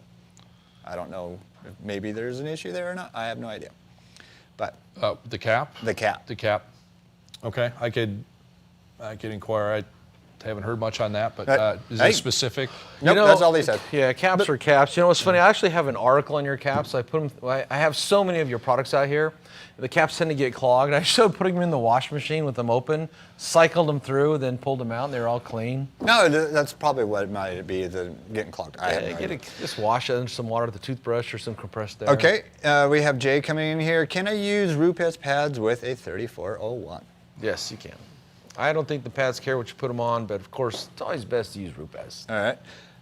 We have Travis Barnaby. Do you know? All right, he's saying, Travis. looking good, Jason. Thank you, Travis. All right, we have Freddie Bello. He's from Mexico, if I remember correctly. Hey, I'm here. Thanks for every Thursday detail class. We're glad to have you here. Mutated genome. Which Rupes machine is equivalent to the Flex Beast 3401 BRG dual action orbital polisher? The similar tool would be the Miele. The Miele. And you must say it like this: de Miele. Miele. De Miele. That'd be Todd that started that. All right, we have Image Doctor Detail. I like that name. How many pads come in a trial pack? So it's only going to vary on the white. The white, it comes with the one foam pad. The blue and the yellow have a foam pad and a wool pad. Okay. So 2 pads each on those kits, and 1 on the white.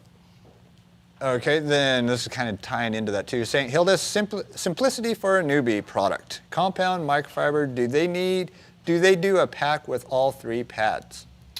We do not do a pack that combines the microfiber. But I know where you can buy some. Yeah, I mean, you guys may, Autogeek may have a, We might have a combo. kit. We might have a combo Rupes kit. does not, but yeah, some of our distributors do have kits. All right.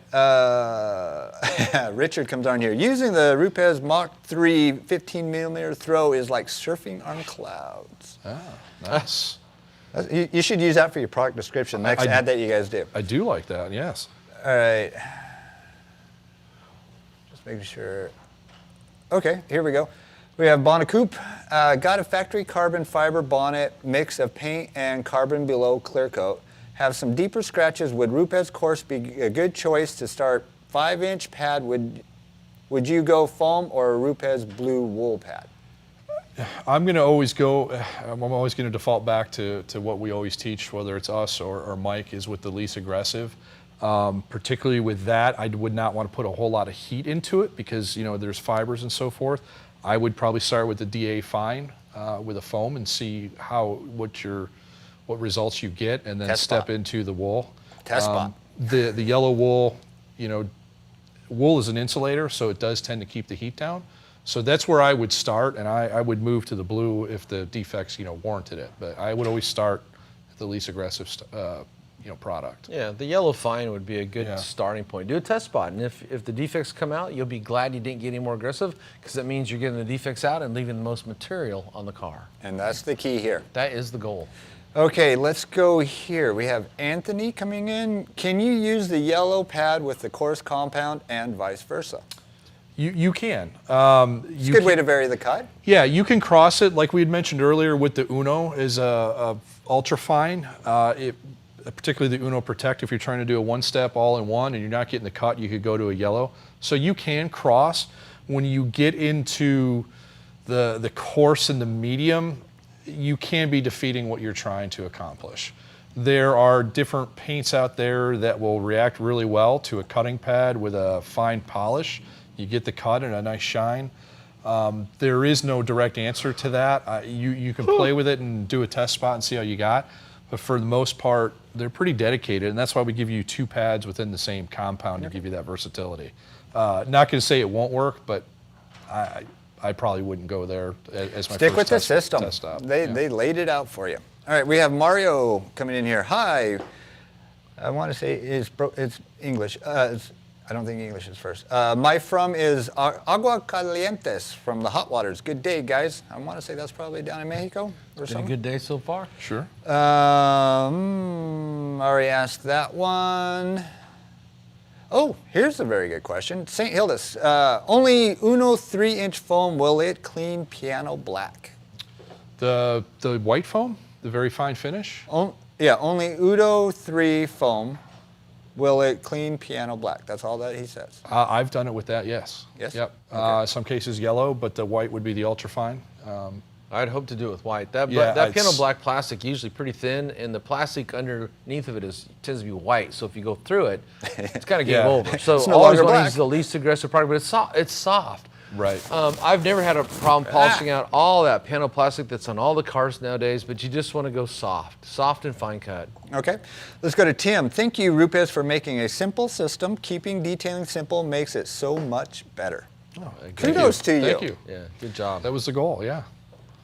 All right, here's another feedback for you. And we have Michael coming in. Minor problem with those foam pads. The printing on the back goes away after first wash. Maybe something, maybe It not. does fade out, but they're color coded. Yellow's polishing, Yeah. blue's cutting, white's finishing. Then Dylan came in after we were just talking about the mix and match. He comes in, yes, mix and match will work. We color code to give you a good starting point. Correct. Yep. Okay, we have Paulo coming in. Whoops, Paulo. He's saying, hello, Mike. I guess you and I are not here today. Howdy. It's all about Mike. We have Sarah tuning in again, another regular. This is really cool kits. Can't wait to get the Nano. Nano is a cool Nano's little tool. cool. All right, hey, we have Saban Uslu. Hi from Rupes, Germany. So you got Do you know him? everybody Yes, tuning. They're making sure you're working. You're not- I've met him, yes. Great guy. all right, they're just checking, make sure that, did he read all the pamphlets and make sure he's on company message? All right, we have Bill coming in. Love my Rupes. I have a 37 Buick and a 41 Packard. Nice cars. And the Rupes gets into the right spaces, into the tight spaces, sorry. Very good. Okay, we have John. I've got to get with you on how you say your name. John. Hello, guys. Nice promo. I have mentioned that Jason is pro customer a support as guys from Rupes, Italy means open for question and answers. Question to Jason. No green set in this version, but still continue the old design, right? I suppose he also may know my friend Ginada Kisovov, which works years for Dynabraid here in Europe. Okay.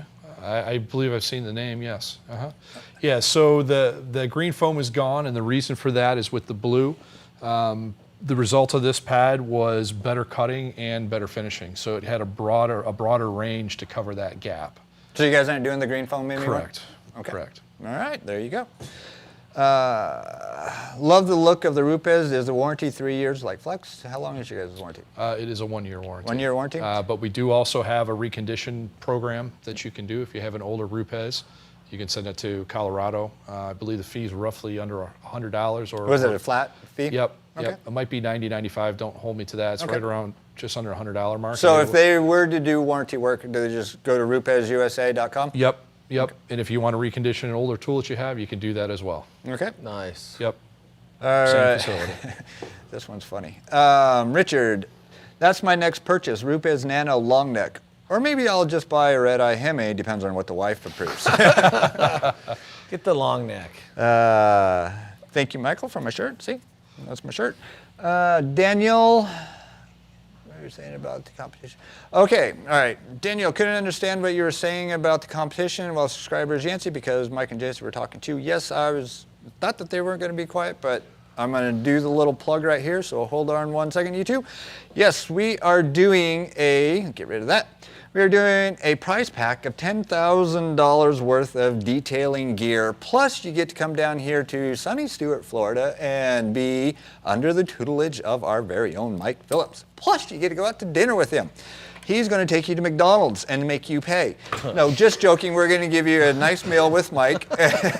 And so, but basically what is happening here is we have some nice prizes, parts of this prize pack coming in from all of our wonderful vendors that we have. Rupes is one of them. Let me go back to here. Rupes is one of them. We also have Griots. We have Flex coming in. I mean, there's a bunch of house brand stuff that we're doing. We're going to give you up to like, I don't know. Well, your class is what? $1,500. $1,500, then with hotel. So about $2,000 worth of stuff with us for Mike, dealing with Mike. Then another $8,000 worth of stuff that's going to be all products and chemicals and tools and this and that. Basically, if you're new to detailing, you want to win this kit.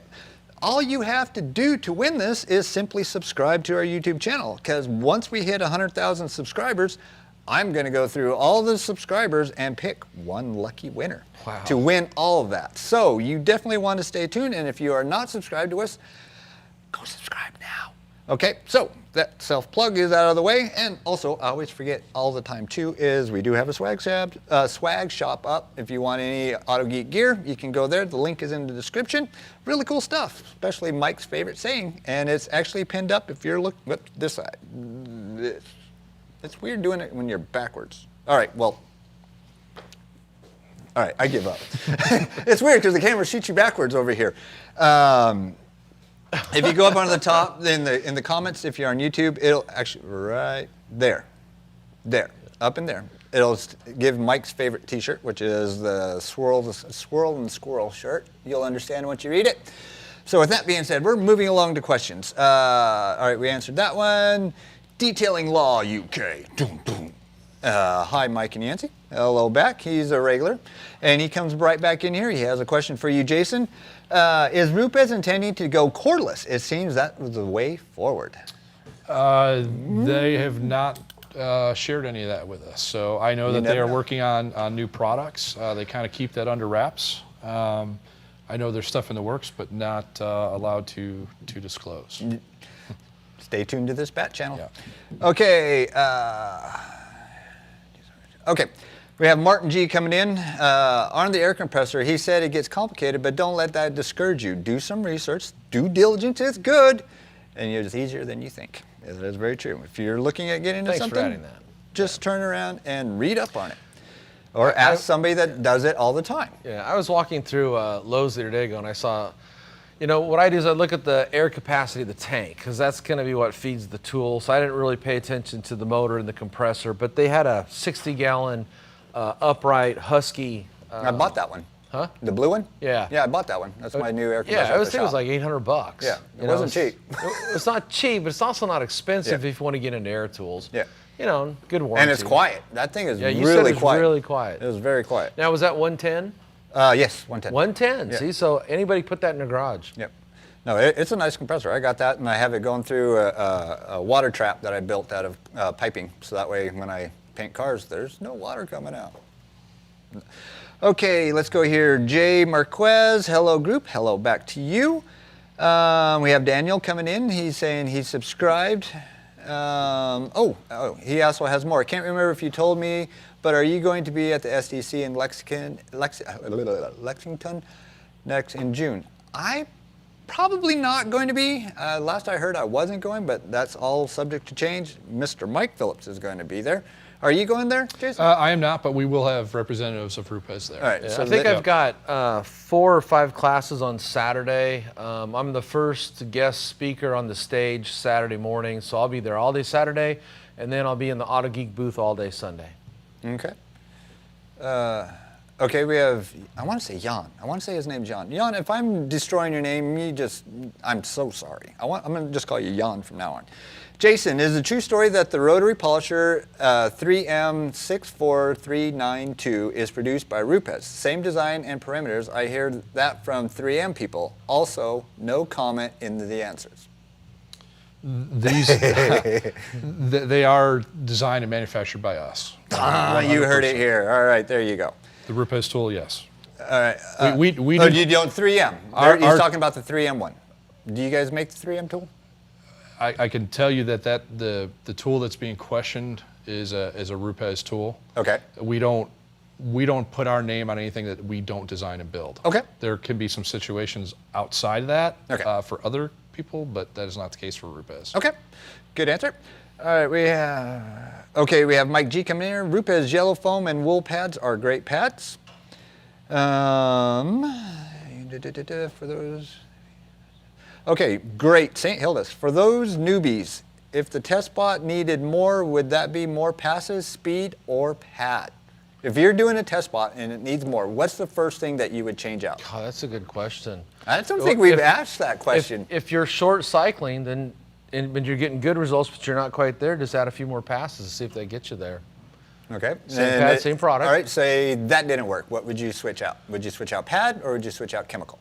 Well, at that point, if it was me, I'd probably change out pad and chemical. If it's not getting it, because the idea is usually when you're doing a test spot, usually not everybody's the same. I always like to do it on a horizontal surface, the hood or the trunk lid, something I can look down on so I can easily gauge results.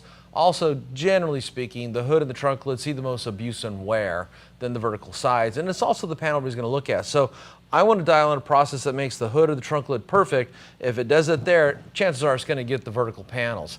And what I don't want to do is ever have to come back and do a job twice. So if my first product of choice and pad of choice isn't getting me to where I want and I'm short cycling it, I would add a few more passes to see if that got me there. If not, then I'd go ahead and just go to the next level of pad, next level of product, go back to the short cycle process, see if it gets you there. If not, then you can also adjust the passes there. Sometimes you can also shrink your work area down. It just depends. You know, there's a lot. It's a great question. There's a lot of variables. One thing I would always try to bring back into the focus is, what are you working on? What's the goal? Most people are working on daily drivers, not show cars, but they're trying to create show car finishes on daily drivers. And the more you compound or polish, you're taking more clear coat off. Clear coat's already thin to start with. You know, you want the clear coat to endure over the service life of the mechanical parts of the car. So, you know, keep your expectations for flawlessness in check. Maybe you don't try to chase every single scratch out of the finish, you know. What would you change out? If you're doing a test spot, what would be your, what would you For change? mine, I would do exactly what Mike is talking about here. So there's two things, technique or products. Mm-hmm. So all of those are variables, right? Mm-hmm. But if I know that I've got what I'm working with, if I'm with this yellow foam and it's not quite pulling the defects, but I know the gloss is there with this product, I will go to the yellow wool. So I'm only going one step in one direction to see what I got. Now, aside from product, Arm speed is 1, Right. so you can slow it down. Which allows more time for the pad to work. Right, you're going to do more polishing. Now, it depends on what results you're getting, though. If it's micro-marring or hazing, you might be spending too much time, so you might need to increase your Or arm decrease. speed. Right. Or increase your speed. Right, or you're going to decrease increase because you want to Okay. spend less time. You may be overworking the paint and creating a haze. So there's a lot of adjustments you're going to do. There's not a single answer to that, but what I can tell you is I got the single answer, experience. well, that might tell you which direction you're going to go one way or the other. But what I'm telling you is when you stay within the system, you can make minor adjustments to your technique and get a totally different result. Okay. Like Mike said, it might be more passes. If it's real heavy defect laden, you might go 5 passes as opposed to 2 or 3 and get what you want. Okay. But are you going to induce micro-marring because you spend too much time there? Pressure is another thing, depending on the density of the pad, the hardness of the paint. There are different things that will dictate what you have. But don't always think of product. There are simple adjustments you can make to have a huge The person difference in your pushing the results. tool is usually the problem, right? It can be. It can Okay. be. All right, let's go into a little bit of a speed round here. We're getting about an hour and a half here. Yep. Jay, he's coming in. What is the name of the product from Dr. Beasley's Mike used and instead of the Sonics window cleaner? That was when we were Prep wash. Prep wash. Okay, then we have Hi Vilde. H. Vilde. He's saying hi. We have Brian coming in here. Saludos de Argentina. So we have Argentinians throwing in here. Thank you for tuning in. Neil Walker, is there a kit for 3-inch polishers? Yes, there is. There is? Okay. Okay. I think we just answered your question, Dan. Hope I didn't miss this, but is there any plan to bring the green foam back and have 4 inches again? Yeah, Nope. no. Nope, it's done. Green pad gone. Right. Green pen gone. Green pen equals gone. All right. Then we had Travis Barnaby coming in. He answered it. No, the new selection from foam and wool pad offerings, there's no really place for the old green foam. All right, there you go. And Dylan answered it too. Man, you guys are flying on there. All right.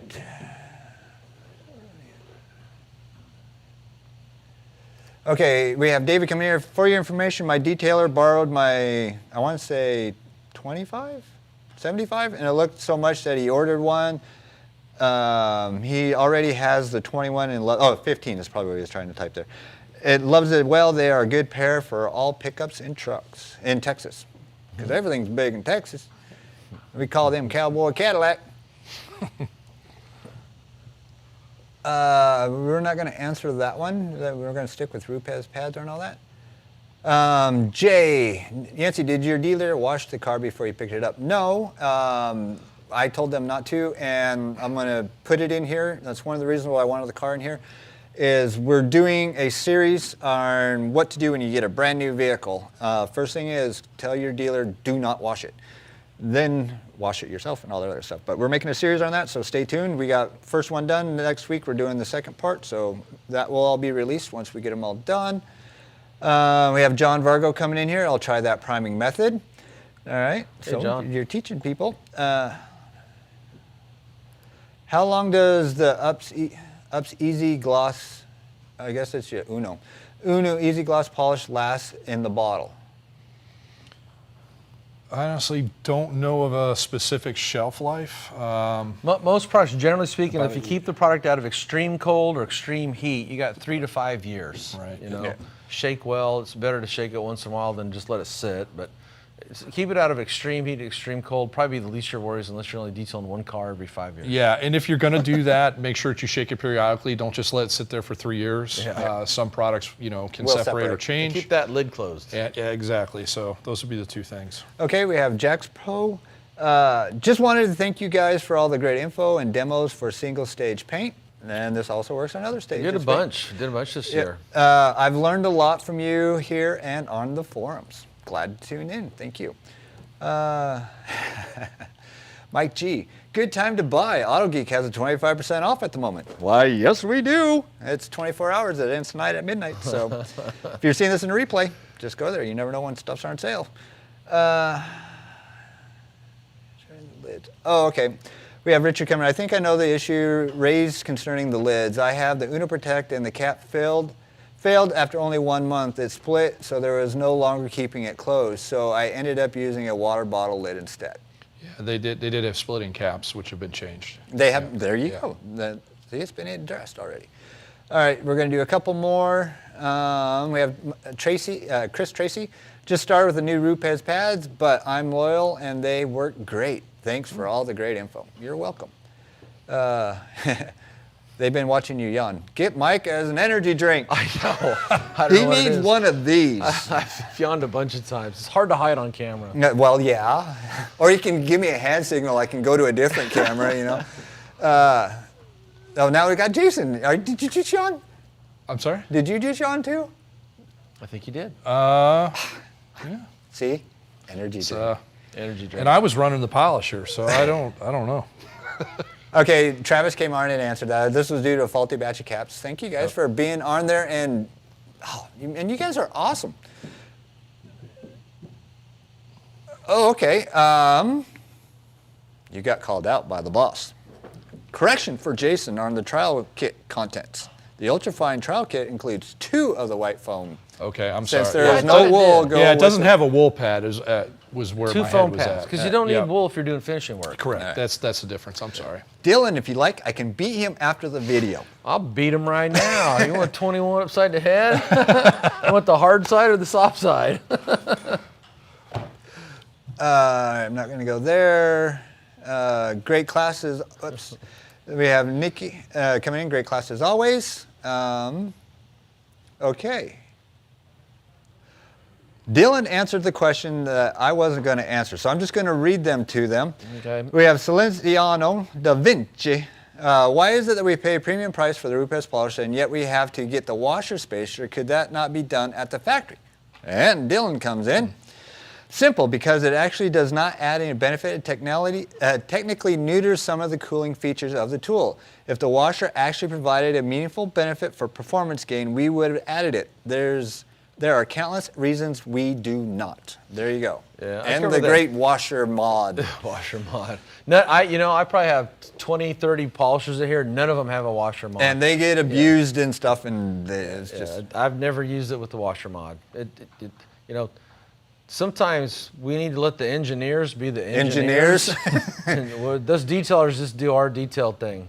Teofilio, that's a real name, Teofilio. I like That's what it says.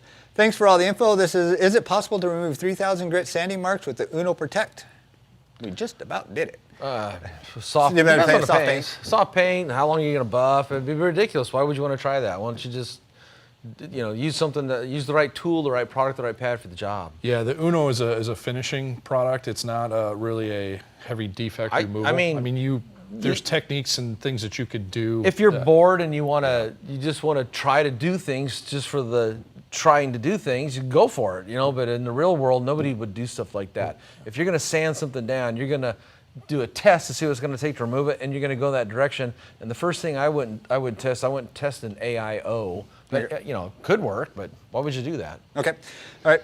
Hypotheticals. There's always these people that have these hypotheticals that you just would never do. Okay, moving on. Patrice, I polished 3 cars this week with the Rupes system. I love the new system. Heart emoji. That's why we're here showing it. Yeah. There you go. Awesome. All right. All right, question for Mike. What's your favorite water spot remover? I actually don't really have one. I have more articles on water spots than anybody I know, but it just depends on what type of water spot it is. I mean, most water spots, when people talk about water spots, it's not a defect on the paint, it's a defect in the paint. It's going to require compounding. I mean, so many guys out there throw around, will use hydrofluoric acid, wheel cleaner, chrome wheel cleaner, but even sometimes that won't work. So I don't know, it's case by case. Okay. Just case by case. I'm going to try to translate this. Okay. I'm pretty sure, Argentina, Spanish, Portuguese, I don't know which one it is, but I think I got the gist of what it is. Claudio coming here. For you, Mike, I think he's asking the major differences between the Griot's G9 and the Porter cable. Not a lot. I mean, 1 millimeter in orbit stroke length, a removable cord, a lot more power with the G9, a lot more power. More power, a little bit more action because it's 1 millimeter larger. The Porter cable is 8 millimeter, the G9 is 9 millimeter. And plus lifetime warranty on the Yeah, Jeep. lifetime warranty. The body's a little different. Body's Yeah. a little different, a little more ergonomically designed. Okay. You know, if you're new to detailing, the G9 is a great entry-level tool. Okay. We had Neil Walker. He just flashed on, flashed off. Thank you guys so much for your class. I learned from you guys watching your classes. Thank you. All right, one more. Let me find a good one, then we'll wrap this up. St. Hilda's. I'm too old to detailing to win 10K. You can give it to your kids. All right. Look what your inheritance is. We have Sarah Coleman. You know Sarah Coleman? Hello from the Bigfoot Academy. Hi, Sarah. Everybody is checking in and making They sure are. you're doing They your are. job. I'm a lot of trouble. Is that true? Okay, I did. All right, I translated well. He came back on and he said it in English. I did. I can read. All right, cool. You go, boy. All right, we're gonna end on this from Germany. Thanks a lot, Mike, Yancy, Jason. Very good and entertaining show. 3 thumbs up. Regards from the Rupes, Germany. Oh. All right. Right on. So that we had international approval. I like that. I like having international approval. Did you speak about the giving away the trial kits? I am going to do that right now. Okay. I am definitely going to do that right now. Perfect. Because we are doing a wrap. Okay. Did we decide 2 winners? They get all the things, right? Yep. All right. So. Bum, bum, bum. It's a legacy. All right. Here's what we're doing with this before I trip and fall. As mentioned earlier, all 3 of these are going to go to 2 lucky contestants. All right, I'll take that. And what we're going to do, if you want to be the lucky winner of these,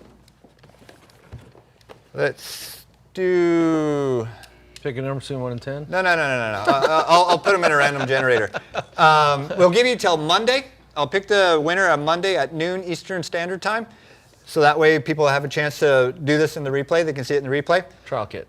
We'll do hashtag trial kit. That sound good? That works good for hashtag All right. trial kit. And what is going to happen is 2 lucky winners. You are just like itching, aren't you? 2 lucky winners will receive a box of each. So if you are a winner, you'll get all this. If you're the other winner, you'll get all that. Thanks and courtesy to Rupes. They will be sending out. So you have until Monday at 12 Eastern Standard Time. And like I said, I need hashtag trial kit. I don't know why I was trying to say trail earlier. I was tongue-tied on that. But like always, thank you again for tuning in. I like to say a big thank you and job well done to Jason. I thought he had amazing presence here. Thank you for having Good us. information. Yeah. Very good information. And of course, there's always Mr. Mike over there. And like always, if you have not liked, shared, subscribed, and rang the bell, please do so. Don't forget about the $10,000 prize. And Mike, what do you have to say to everybody? Thanks for watching. And remember, we're going to have Jason back to do a Rupes Rotary Buffer program. A Rupes specific class. Rupes, Yep. yeah, Rupes. Well, that's a class coming up here, but also just a live video just going over the rotary system. Okay. Yeah. All right, hold on. I think somebody else wants to talk. Hold on. Ready? A red eye has spoken. It doesn't like being in here. Oh, it was supposed to start. All right, well, thank you. Peace out, everybody. See ya. Thanks you. for watching.